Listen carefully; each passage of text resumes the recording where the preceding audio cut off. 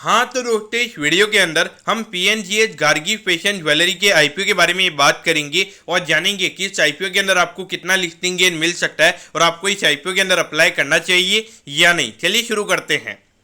तो देखिए, सबसे पहले हम ये जानेंगे कि ये कंपनी क्या काम करती है। तो देखिए, ये जो कंपनी है 2009 में ये कंपनी स्टार्ट हो गई थी, यानी कि मोर देन 10 ईयर्स ये कंपनी को स्टार्ट हुए हो चुके हैं। तो देखिए, ये जो कंपनी है, ये कंपनी फैशन ज्वेलरी को सेल करने का ये कंपनी काम करती है। और इसकी अगर हम ब्रांड नेम की अगर हम बात करेंगे तो Gargi by PN Gadgil and son limited, इसके अंडर में ये कंपनी अपने प्रोडक्ट को सेल करने का काम करती है। तो देखिए, यहाँ पे मेनली अगर हम देखेंगे जो कंपनी का जो मेन बिजनेस है वो यहाँ पे आर्टिफिशियल ज्वेलरी का में यहाँ पे नजर आता है, यानी कि जो नॉर्मली जिसमें ओरिजिनल गोल्ड नहीं होता है लेकिन जो आर्टिफिशियल ज्वेलरी होती है वो ये कंपनी सेल करने का काम करती है। अगर हम कंपनी के प्रोडक्ट की अगर हम बात करेंगे तो देखिए, वेडिंग्स हो गया, फेस्टिवल्स हो गया और डेली वेयर के लिए भी जो यहाँ पे एक तरीके से जो ज्वेलरी की रिक्वायरमेंट होती है तो वो ये कंपनी सेल करने का काम करती है।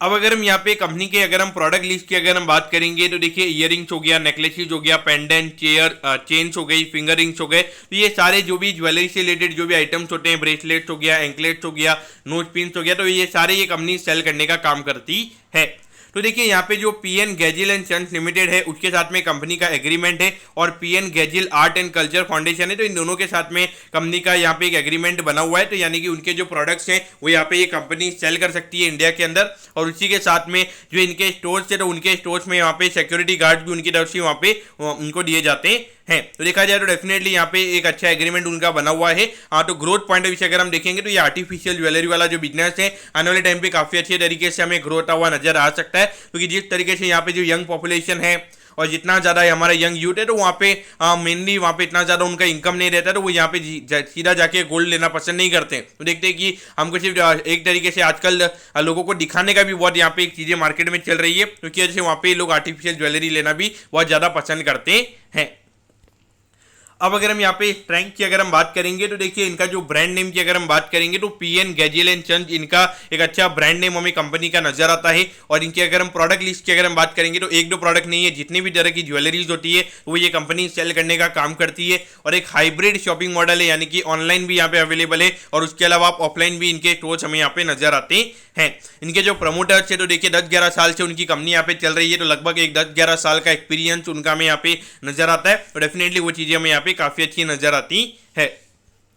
अब अगर हम ऑब्जेक्टिव की अगर हम बात करेंगे, यानी कि जो आईपीओ से कंपनी को पैसा मिलने वाला है उसे कंपनी कैसे यूटिलाइज करने वाली है, तो देखिए 5 से 6 करोड़ का जो यहाँ पे यूटिलाइजेशन है वो यहाँ पे कंपनी का वर्किंग कैपिटल के रिक्वायरमेंट के लिए होने वाला है। और लगभग 1 से 1.5 करोड़ का जो यहाँ पे यूटिलाइजेशन है वो जो कंपनी के आईपीओ के एक्सपेंसिस है और जो थोड़े बहुत ऑफिस के एक्सपेंसिस लगने वाले हैं उसके लिए यहाँ पे कंपनी का यूटिलाइजेशन होने वाला है। देखिए, यहाँ पे मेनली अगर आप देखोगे तो नए स्टोर्स को ओपन करने के लिए यहाँ पे मेन रीजन मुझे यहाँ पे वो नजर नहीं आ रहा है। तो देखा जाए तो एक नाम का आईपीओ में यहाँ पे कंपनी लाती हुई नजर आ रही है। तो देखिए, ग्रोथ पॉइंट ऑफ व्यू से यहाँ पे वो जो ऑब्जेक्टिव होना चाहिए वो हमें यहाँ पे नजर नहीं आता है।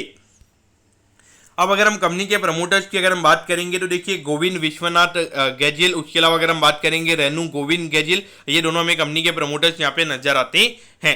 तो देखिए, यहाँ पर अगर हम देखेंगे तो कंपनी का इतना कोई ज़्यादा रेवेन्यू नहीं था, इतना ज़्यादा एसेट नहीं थे, लेकिन अभी पिछले साल इन्होंने एक नई ब्रांड लॉन्च की तो उसके बाद से इनके रेवेन्यू बढ़ने लगे हैं और प्रॉफिटेबिलिटी भी उसके बाद से इनकी बढ़ने लगी है। तो देखिए, पिछले साल अगर हम बात करेंगे तो 5.93 करोड़ का रेवेन्यू कंपनी ने रिपोर्ट किया था और अभी लगभग 11 करोड़ का रेवेन्यू कंपनी का हो चुका है लगभग 6 महीने के अंदर, क्योंकि इंडिकेशन दे रहा है कि लगभग 20-25 करोड़ के लगभग का रेवेन्यू का नंबर ये पूरे फाइनेंशियल ईयर में हो सकता है। और अगर हम प्रॉफिटेबिलिटी की अगर हम बात करेंगे तो लगभग 2 करोड़ का प्रॉफिट यहाँ पे कंपनी ने अभी कमा लिया है, क्योंकि इंडिकेशन दे रहा है कि लगभग 4-5 करोड़ के लगभग का नेट प्रॉफिट यहाँ पे ये कंपनी का हो सकता है। अगर हम यहाँ पे पहले अगर हम बात करेंगे तो पहले 1.10 करोड़ के लगभग था, तो डेफिनेटली पिछले 2 साल से ग्रोथ के नंबर्स काफी अच्छे नजर आ रहे हैं। और अगर हम इकोनॉमी की भी अगर हम बात करेंगे तो इकोनॉमी काफी नॉर्मल सी में हमें नजर आ रही है। कंजम्पशन काफी ज्यादा है, लोगों की स्पेंडिंग काफी ज्यादा हो रही है और लोगों की इनकम भी काफी ज्यादा है। तो उस पॉइंट ऑफ व्यू से आर्टिफिशियल ज्वेलरी के ऊपर भी यहाँ पे स्पेंडिंग हमें बढ़ती हुई नजर आ सकती है।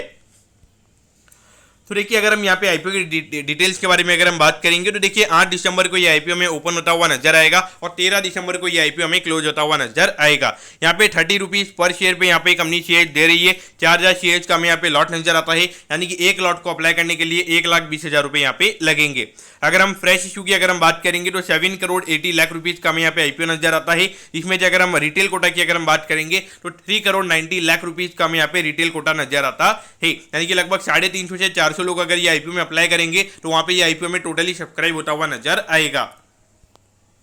अब अगर हम आईपीओ के टाइम टेबल के बारे में अगर हम बात करेंगे तो देखिए 16 दिसंबर को आपको पता चल जाएगा कि आपको अलॉटमेंट मिला है या नहीं। अगर अलॉटमेंट नहीं मिलता है तो 19 दिसंबर को आपको रिफंड मिल जाएगा, और अगर अलॉटमेंट मिलता है तो 20 दिसंबर को आपके डीमैट अकाउंट में शेयर्स आ जाएंगे, और 21 दिसंबर को ये कंपनी हमें लिस्ट होती हुई नजर आएगी। तो यानी कि जो आईपीओ का क्लोजिंग डेट है उसके एक हफ्ते बाद में ये हमें जो आईपीओ है वो लिस्ट होता हुआ हमें नजर आएगा। अब अगर हम यहाँ पे लॉट साइज की अगर हम बात करेंगे तो देखिए एचएनआई के अंदर तो आप एक लॉट से ज़्यादा की एप्लीकेशन आप लगा सकते हो, तो ये मिनिमम एप्लीकेशन है। तो यहाँ पर अगर आप देखोगे तो एक लॉट की एप्लीकेशन लगाने के लिए यहाँ पर आपको 1,20,000 रुपये लगेंगे, और रिटेल कैटेगरी के अंदर आप सिर्फ एक लॉट की एप्लीकेशन ही लगा सकते हो। यहाँ पर आपको क्या करना चाहिए, तो देखिए एज अ होल अगर हम देखेंगे तो कंपनी के फाइनेंशियल्स वगैरह काफ़ी अच्छे हैं, और एसएमई में अगर मैंने एसएमई की अगर मैं मेन बात करूंगा तो वहाँ पे मार्केट मेन ये देखता है कि एक लो साइज का आईपीओ उसकी डिमांड काफ़ी ज़्यादा हो जाती है, और अगर कंपनी के फाइनेंशियल्स अगर 1-2 साल के पहले के अगर काफ़ी अच्छे हैं उसकी वजह से मार्केट में काफ़ी अच्छी डिमांड हमें देखने को मिल जाती है। तो मेरे ख्याल से देखा जाए तो यहाँ पे डेफिनेटली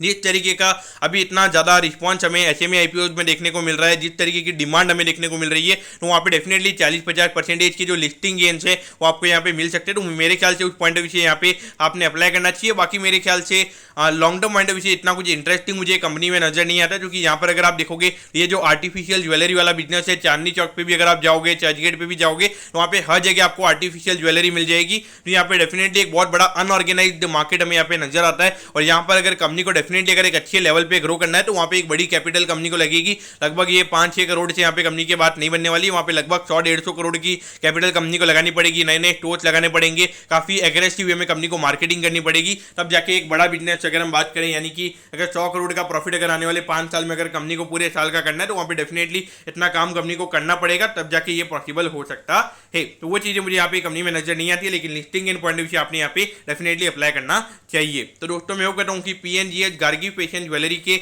आईपीओ के बारे में आपको सब कुछ समझ में आ गया होगा। अगर आपकी कोई भी क्वेरीज है आप कमेंट कीजिए, मैं जरूर आपके कमेंट पर रिप्लाई करूंगा। ओके दोस्तों, thank you, have a nice day.